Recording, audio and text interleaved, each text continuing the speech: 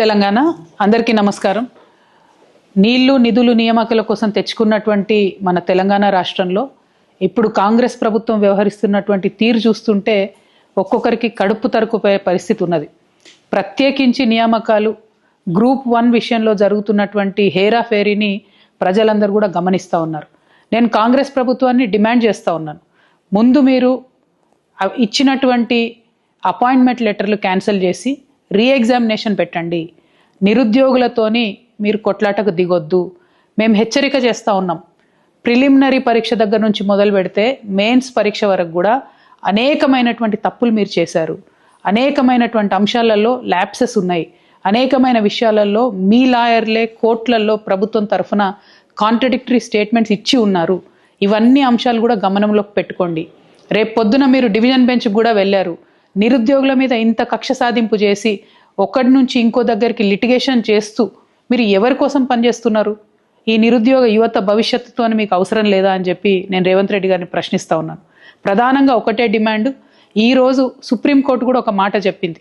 ఏవైతే మీరు ఉద్యోగాలు ఇచ్చారో ఆ ఉద్యోగాలు పర్మనెంట్ కాదు. ఆ ఉద్యోగులు ఎప్పుడైనా ఉద్యోగం పోవచ్చు. డివిజన్ బెంచ్ కానీ సుప్రీంకోర్టు కానీ పరీక్ష మళ్ళీ పెట్టమని చెప్తే మీరు ఇచ్చినటువంటి అపాయింట్మెంట్లు అన్నీ కూడా ఒక జోక్ లాగా తయారవుతాయి. టీఎస్పీఎస్సీ అనేటటువంటిది ఒక రాజ్యాంగబద్ధమైన సంస్థ. ఎంత గౌరవంగా ఉండాలి, ఎంత ప్రేమగా విద్యార్థుల భవిష్యత్తును తీర్చిదిద్దాలి. అట్లాంటిది మీరు దొంగల జోరే రాత్రి పోయి రిజల్ట్ ఇస్తారు. తెల్లారి ఆగమాగం అందరిని పిలిచి ఎక్కడనో ప్రోగ్రాం పెట్టుకొని అపాయింట్మెంట్ ఆర్డర్ ఇస్తారు. ఎందుకింత దొంగతనం? ఎందుకింత దాపరికం? ఎందుకు పారదర్శకత లేదు? పారదర్శకత ఉండాలనే కదా కోరుకున్నాం. 10-11 ఏళ్ళు జరగలేదు ఎగ్జామ్, ఇప్పుడు జరుగుతున్నది ఎగ్జామ్. మళ్ళీ ఎందుకు భవిష్యత్తుతోని, పిల్లల భవిష్యత్తుతోని మీరు చెలగాటమాడుతున్నారని నేను కాంగ్రెస్ ప్రభుత్వాన్ని ప్రశ్నిస్తున్నాను. ప్రధానంగా ఒకటి, దీని వెనుక కుట్ర ఉన్నది. ఆ కుట్రలో భాగంగానే మీరు ఏవైతే మెయిన్స్ ఎగ్జామ్ పేపర్స్ ఉన్నాయో వాటిని డిస్పోజ్ చేసే ప్రయత్నం చేస్తున్నట్టుగా తెలిసింది. మేము ప్రభుత్వాన్ని హెచ్చరిక చేస్తూ ఉన్నాం. మీరు కనుక ఇది తేలకుండా డివిజన్ బెంచ్లో కానీ సుప్రీంకోర్టులో కానీ గ్రూప్ 1 విషయం తేలకుండా మెయిన్స్ పేపర్స్ డిస్పోజ్ చేస్తే టీఎస్పీఎస్సీని ఒక్క నిమిషం కూడా నడవనీయకుండా ప్రతిష్టంభన చేస్తాం, ఆక్యుపై చేసుకుంటాం టీఎస్పీఎస్సీ ఆఫీస్ అని చెప్పి నేను ప్రభుత్వాన్ని హెచ్చరిక చేస్తూ ఉన్నాను.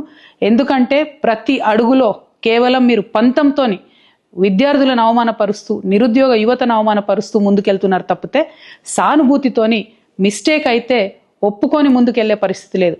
అన్నిటికన్నా దారుణం ఏంటంటే ప్రెసిడెన్షియల్ ఆర్డర్లో 95% తెలంగాణ బిడ్డలకు ఉద్యోగాలు రావాలి, కానీ దాన్ని కూడా తుంగలో దొక్కి 8 మందికి అర్హత లేనటువంటి వారికి మీరు ఈ తెలంగాణ రాష్ట్రంలో ఉద్యోగాలు ఇచ్చారు.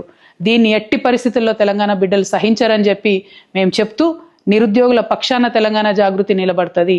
రేపటి నుంచి 15వ తారీఖు వరకు వరుస పెట్టి వారం రోజుల పాటు నిరుద్యోగులకు అండగా రోజొక తీరు మేము కార్యక్రమాలు టేకప్ చేస్తాం.